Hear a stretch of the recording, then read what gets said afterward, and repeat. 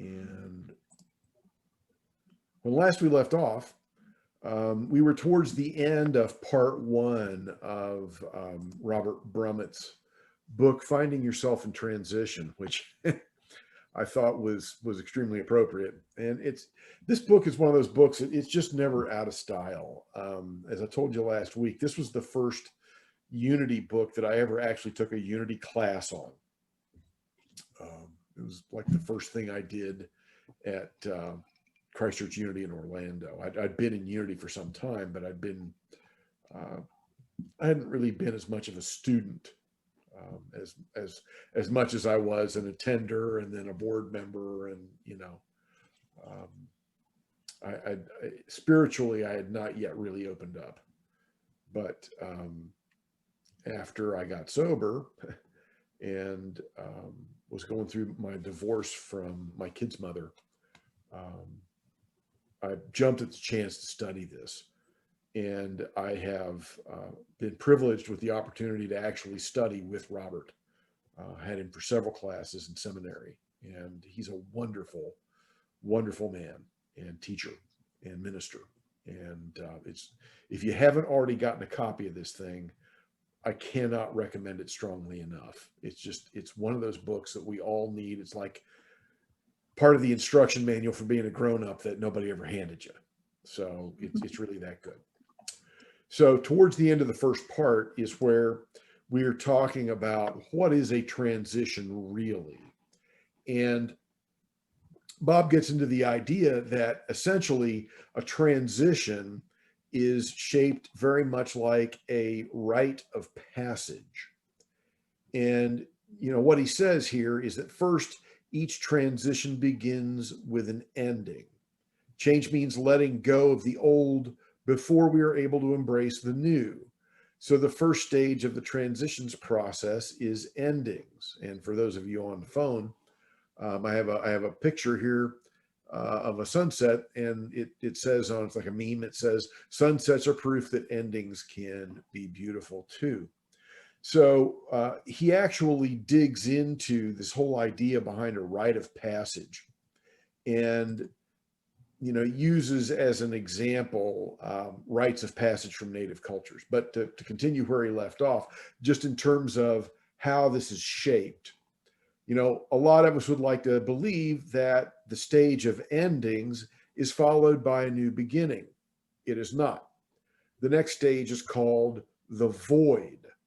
This stage is characterized by a feeling of emptiness and a sense of wandering in the wilderness. My old sponsor, Jay from Florida, he was the guy that took me through the steps back several years ago now. And Jay always used to say, they always tell you that when one door closes, another one opens, but they don't tell you about that time in the hall. And that time in the hall that Jay was talking about is the void that Bob is talking about. It's that place where you just, and we'll dig into the void more, hopefully next week, or not next week, but maybe the week after that, assuming we get all the way through endings this week. So there's definitely something that happens in between when something ends and then when the next part begins, okay? So finally, we come to the last stage, which is that of new beginnings. And we're going to study each of those separately: endings, the void, and new beginnings. And so I have a Lao Tzu quote, Haley, that says, "New beginnings are often disguised as painful endings." Which is, and I have it's either a sunrise or a sunset. I imagined it as a sunrise because the other one was a sunset. So it's, and the thing is because you can't tell, right? That's the whole dichotomy. So when we talk about a transition as a rite of passage, what Bob says is the three stages of the transition process: endings, the void, new beginnings, parallel an ancient ritual known as a rite of passage.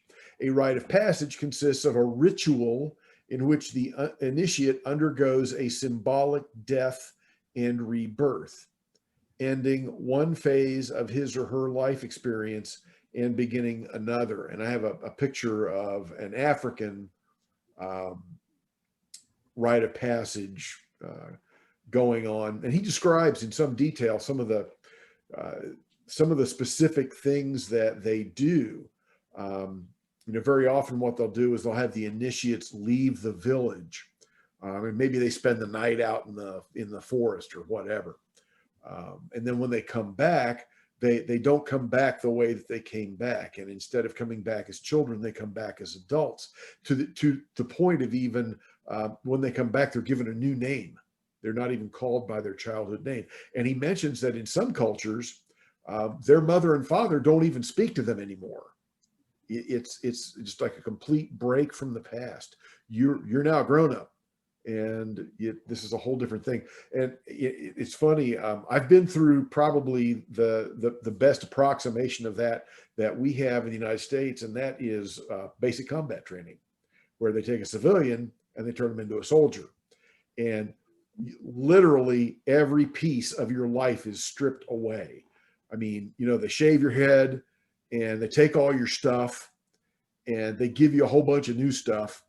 They put you on lockdown. I mean, they may have changed this, since the bad old days when I went through basic, but you were completely cut off, not only from your family, but from the outside world. We didn't see the news. We didn't see a television, nothing. I mean, it was complete isolation within that experience for the first several weeks. And then I think it's finally like week 3 or week 4 or something, we got to make a call home on the payphone, right? And then, of course, when you're done, they put you in a spiffy, Class A uniform and, pin your stuff on you, and now you're a soldier, and you come back and you're a whole different person. I mean, it is transformational. So we still do this in some places in our culture, but not in every one of them. But there are rites of passage in a lot of, that are built into a lot of the things that we do. So at this point, Bob quotes Joseph Campbell. And I love Joseph Campbell and the Hero with 1,000 Faces. And I actually I think some of you know, I did a research paper on Harry Potter and the Hero with 1,000 Faces when I was in seminary. But anyway, Bob quotes Joseph Campbell where he says, "Separation, initiation, return. A hero ventures forth from the world of common day into a region of supernatural wonder. Fabulous forces are there encountered, and a decisive victory is won. The hero comes back from the mysterious adventure with the power to bestow boons on his fellow man." And I have, Haley, over on the side here, I have a picture that has another one of Joseph Campbell's quotes. It says, "The cave you fear to enter holds the treasure you seek." And I was so reminded of the cave in the movie The Empire Strikes Back, that is a place of testing that Yoda puts Luke through. And it's funny that in that scene in The Empire Strikes Back, when Luke is getting ready to go in, and he asks Yoda, "What's in there?" And Yoda says, "Only what you take with you." But when we talk about the treasure that we seek, that's something that we already have. Our happiness lives in us. Our joy lives in us. Those things that we value the most live in us, in our ability to live in this present moment. Eckhart Tolle really got it right in The Power of Now. When I torture myself with the past, when I tantalize myself with the future, when I pull myself out of the now, that's when I am creating dysfunction, disharmony, what the Buddhists call dukkha. which is idiomatically translated as suffering. That's how I make myself suffer, is by trying to find my happiness every place else. It's the whole, to me, the metaphysical meaning behind the parable of the pearl. That you try going off to a strange land to find your treasure, and it was in your own backyard the whole time. This is my backyard. It's right here. But what that means is that we each have the potential to be a hero. Every transition that life puts us through, even though it feels like, if you remember in Aliens, the guy panicking after they got run out of the ship that they were going into, and so in case you aren't paying attention, we just got our asses kicked. Well, it may feel like you just got your ass kicked, but what that ass kicking does to us still gives us the opportunity to emerge a hero. There have been a few times since I moved to Birmingham that I've had my ass kicked, but I feel like I didn't, I did not go into the dark side. I never went back and started drinking again. I didn't just get bitter and give up and throw in the towel. And my life today is amazing. I live with the love of my life, and things are going amazingly well for us. And to me, it's because I chose to try to find the lessons I could learn in those transitions that I've been through in the time that I've been here, rather than giving into some temptations to, just say F it and run.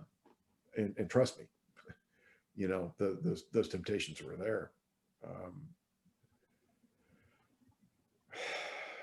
It's almost always the choice, in a transition. We can either, turn into the light and find what there is in it, or we can go to we can go to that dark side. And there are some things that are they just stink. When we lose someone that we loved, is probably the thing that comes most closely to mind. And there's just no making it better. But the thing is can I use that being broken open and allow me to be more in touch with other people who are in pain? Another story about my old sponsor, and some of you may have heard this or heard me tell this story once or twice, but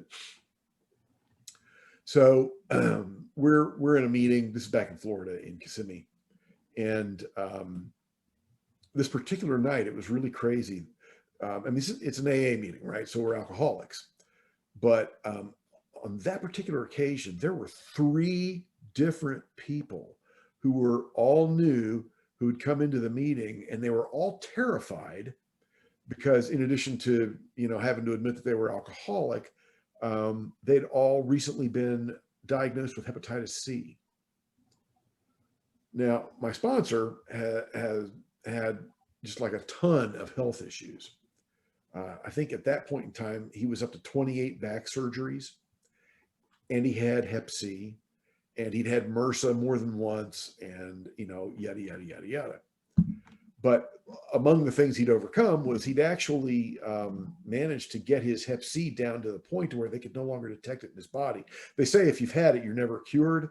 But, when they drew his blood, they couldn't find it in there anymore. And he shared about that. And, you could tell it really helped those people, those newbies that came in and were really scared. So after the meeting was over, Jay and I were outside having our usual after the meeting. I never called my sponsor ever. I'm still the world's worst sponsee. But what we would do is after the meeting, he and I would always stand outside the church that the meetings were in, and Jay would smoke cigarettes and throw the butts into the back of his pickup truck. And we would just talk for sometimes like an hour, after the meeting was over with. And so he says, finally at one point in the conversation, he says to me, Well, now I know why I have hep C. And I was like, why? He said, so I could help these people tonight, which is a pretty generous way of looking at it. It's tough, and it doesn't take away the pain that we legitimately feel when we go through something that's a really tough transition. And I'm not going to try to fool you with, oh, well, there was a silver lining in, this bad thing. It's not about a silver lining. It's just on the other side of this, what happens? What do I do with it? What happens to me? Do I let it open me up and make me more vulnerable? Or do I shut down? Or, in my case, do something worse, like, relapse into addiction, right?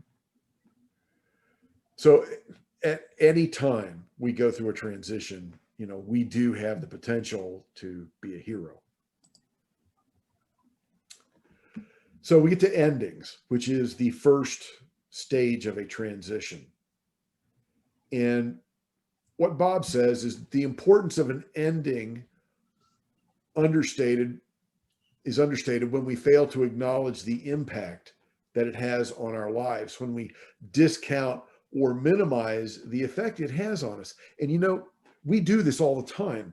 In our culture, we don't like to talk about endings. They're shameful. When high school kids graduate, they call it a commencement, right? Commence means begin. They're not taught. They don't even call it like you graduated, you ended. High school's done, kid. Get to work. No, we don't say that. It's you're getting to start, right? We handle death really poorly as a culture. It's just recently, since the hospice movement has come along, that we've really started taking a look at how we treat the dying. The whole death with dignity and even the assisted suicide laws that some of the states have adopted, and those are still controversial. It's like we do that for animals to keep them from suffering, but we can't even look at a lot of us, and even some Christian sects still believe that it's wrong for us to help somebody along when they are dying and in extreme pain. My grandfather, my mother's mother, he died long. He died when my mom was 11. Okay. He had some kind of cancer and she never knew. I mean, she was 11 years old and it was 1947. Okay. In West Virginia. He was in such extreme pain that they had to start cutting his major nerves.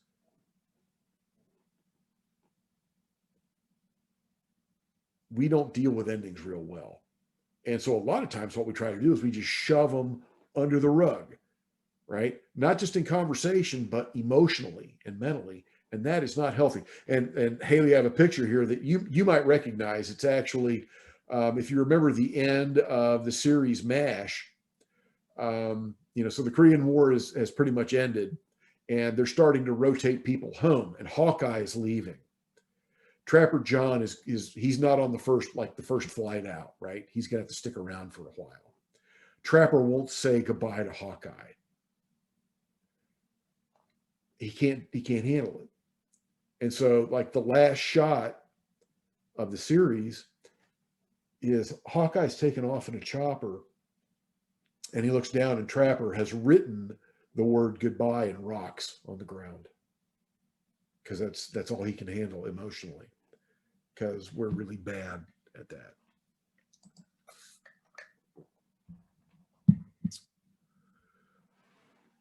But then there's the other end of the spectrum when we think, well, that's it. Life's over. I'm all done. Whatever it is. I didn't get into the college of my choice. Or, she divorced me. Or I got fired. Or, insert the name of whatever it is, whatever that ending is. If we think that that's absolutely it, that's over with, everything, we're all done, then that's not healthy either. And as Bob says, anytime we see an ending as an absolute finality rather than the beginning of a transition process, we may be taking it too seriously. And I have a little quote from, I guess it's the Egyptian Book of the Dead. It says, "O Amun-Ra, O God of gods, death is but the doorway to a new life. We live today, we shall live again. In many forms shall we return, Almighty One." And of course, they were talking about actual life after death, but those thousands of deaths that we die in the course of our lifetime, we come back in another form. We have the opportunity to remake ourselves as long as we keep, as long as we keep getting up and dusting ourselves off. It's a song, I get knocked down, but I get up again. You're never going to keep me down.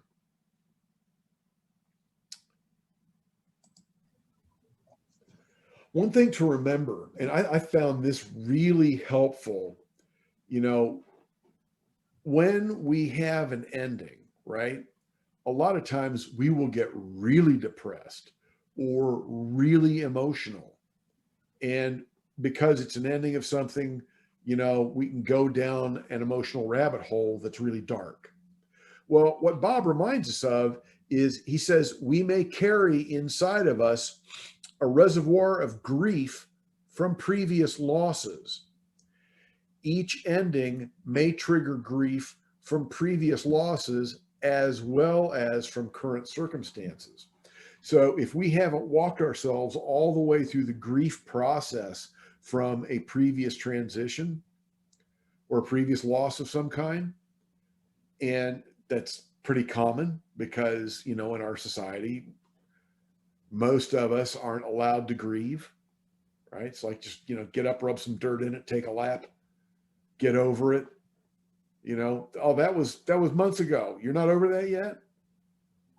And so we stuff that stuff inside.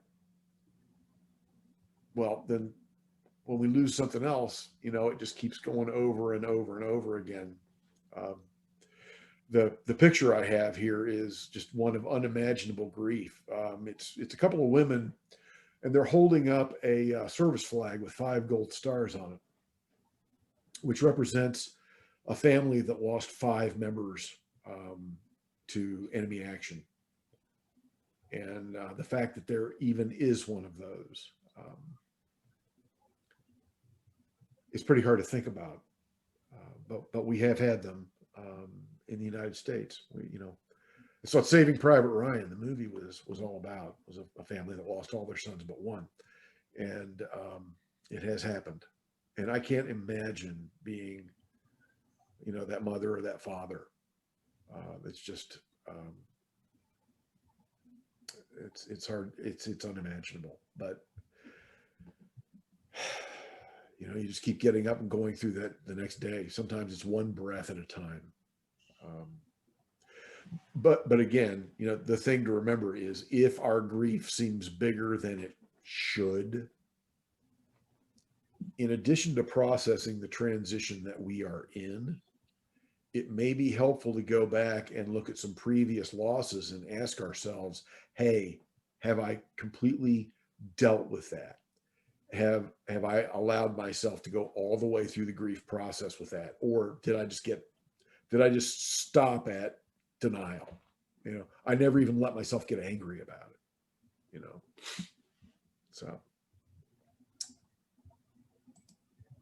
So ending has 4 Ds in it. And I will run through this fairly quickly because we're already over time. But these are 4 different aspects of endings. And some endings will have more of one or another. Some of them may be completely missing one of these, but they're all pieces that can and will show up. Brumet quotes William Bridges as identifying 4 different aspects of the natural ending experience: disengagement, disidentification, disenchantment, and disorientation. So when we say disengagement, We become engaged in a life. We go through certain motions on a regular basis. We have certain rituals that we fulfill, whether it's part of a work environment or part of a family or part of some other social group, part of a church. Whatever it might be, we get into that. And when we become disengaged, we you know we pull away from that. And the picture I have here is, you've probably seen that on some t-shirts, and it says, "Not my circus, not my monkeys." When you realize it's not your circus and not your monkeys, that means you have disengaged. You've let it go. Disidentification has to do with how we look at ourselves. So what Bob says is our outer world often mirrors our identity. When we lose the outer mirror, it may feel as if we have lost part of ourselves. I mean, examples of this are all around. Laura has really been grieving, the loss of her identity as mom, now that she's an empty nester. And that is really common and really profound. For someone who has identified themselves as mom for 2 decades to suddenly, not have a kid around at all, that's extreme disidentification. I mean, for a long time, I identified myself as Christine's husband and the minister of Unity of Birmingham. And when those things ended, that was really tough for me to swallow, because when I looked at myself in the mirror, I wasn't who I thought I had been.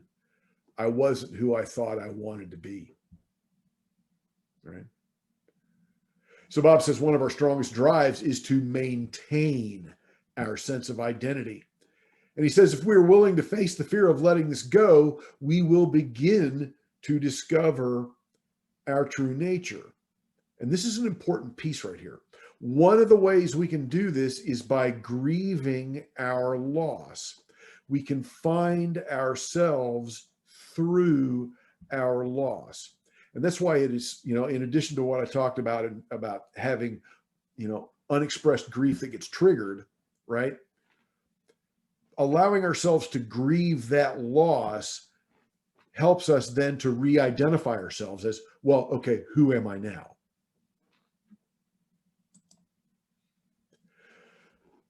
So the third D is disenchantment. And this one is really important. So as Bob says, every culture enchants, quote in quotes, its members through its system of collective beliefs and values. We usually assume these beliefs are true without question. To be disenchanted is to have these basic assumptions shattered. And boy, are we ever seeing the results of people being enchanted with their culture. I have a picture here, Haley, of, it's like a sunset with a farmer in his overalls, and he's got his arm around his little boy, and there's a dog there. And it says, "I miss the America I grew up in."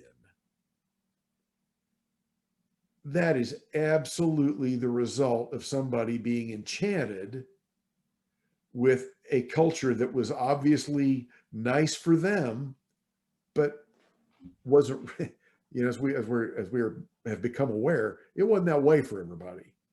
America wasn't enchanting for everybody, but it was trying to enchant people into thinking that our, misogynist, racist, homophobic,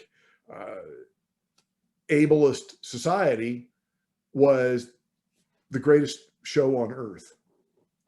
Right? We usually assume these beliefs are true without question. To be disenchanted is to have these basic assumptions shattered. And that's what's been happening. And there are a lot of people who they're refusing to have their assumptions shattered. They keep trying to go back to that. No, it was awesome. And we all need to go back to that. Now, what Bob says is we need these beliefs, that is, these enchantments at certain stages of our growth, but at some point we need to release them. Much of our growth consists of letting go of our outgrown enchantments. And boy, is that ever true.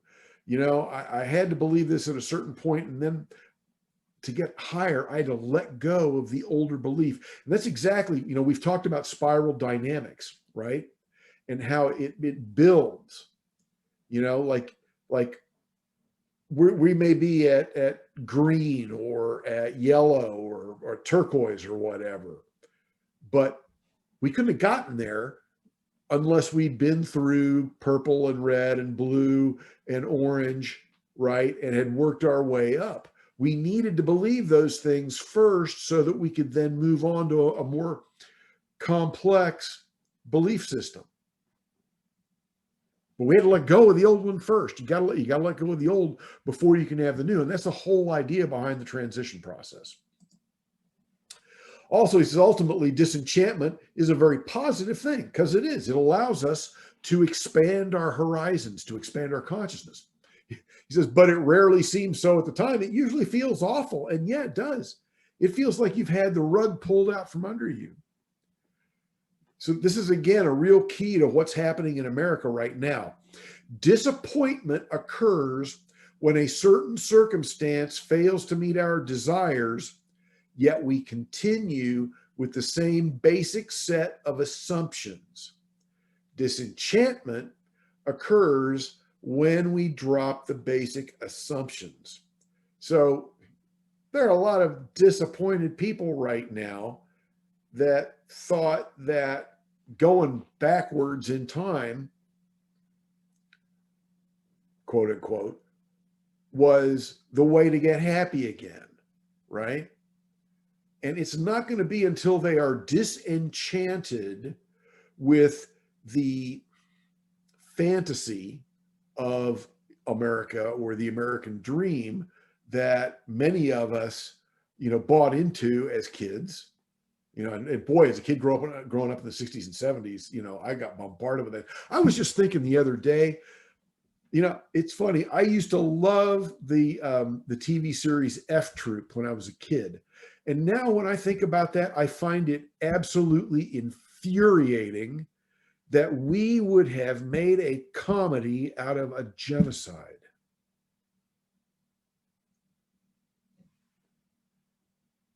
Right?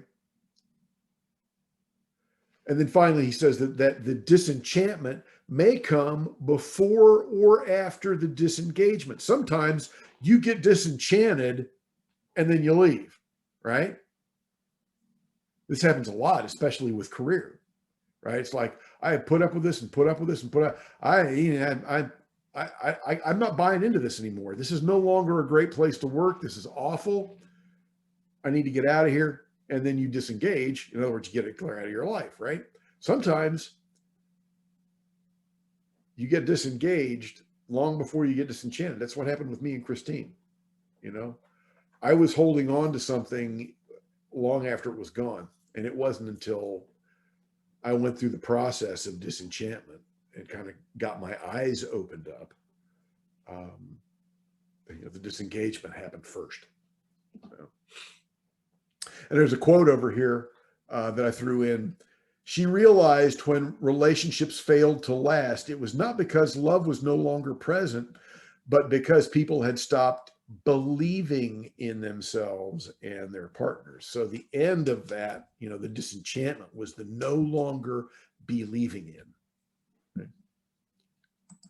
Finally, disorientation. And boy, does this ever happen, right? An ending may trigger disorientation, a sense of confusion, a loss of direction. The quote maps, unquote, that we used to guide our life may suddenly become useless. Our sense of past and future is disrupted. The ego floats through a sense of unbounded time. Now, those maps, you know, the idea behind a map, it's like, okay, well, you know, when I get out of college, you know, whoever and I are, we're going to get married and we're going to rent a place until we've saved up this much money, and then we're going to, have a down payment for a house, and then we're going to work for 3 to 5 years, and then we're going to have our first kid. Right? That's a map. You have an idea of where you're going, what you're going to do, the way it's going to work out. And there's some people that have these really elaborate maps of the way everything's supposed to work, and then life happens. And like Eisenhower used to say, plans are useless, but planning is priceless. And the reason for that is when you're disoriented, if you have the ability to make maps because you've practiced it, you can make a new map. Right? Our sense of past and future is disrupted. The ego floats through a sense of unbounded time. And boy, does that ever happen. Sometimes when these transitions happen to us, it's like now, right? It's like, what day is it? What week is it? What month is it even? We're halfway through October. As far as I know, it's July out there. I'm shocked that it's actually chilly. It's like, what's going on? Well, dummy, winter's coming. I think we should do a do-over for 2020. Right? And you just get, you kind of lose your mooring. It's like your compass doesn't work anymore. So we really, rather than being oriented to the compass and the map, we've lost which way we go. So what we really have to do is we have to reestablish our sense of self. And it's going through this process, right? Understanding that transition is a process and that there are different things we can do, like allowing ourselves to grieve whatever it is that has ended, right? With like understanding that, oh, the reason I'm doing this, the reason I'm mad at her is I'm trying to disidentify with her. Oh, I've become disenchanted with this. That's why I'm losing my patience. I don't even want to be at work anymore, or whatever it might be. When you kind of get to know, you can recognize these things, it helps reorient you, and it helps you to realize and retrieve your sense of self. So Bob says, we unconsciously answer certain questions early in life. The answers influence our lives enormously. And the questions are, who am I? What is real? What is my life about? What is my place in the world? And as he very, properly notes, an ending impacts our answers to all of these. And that's why they're so upsetting.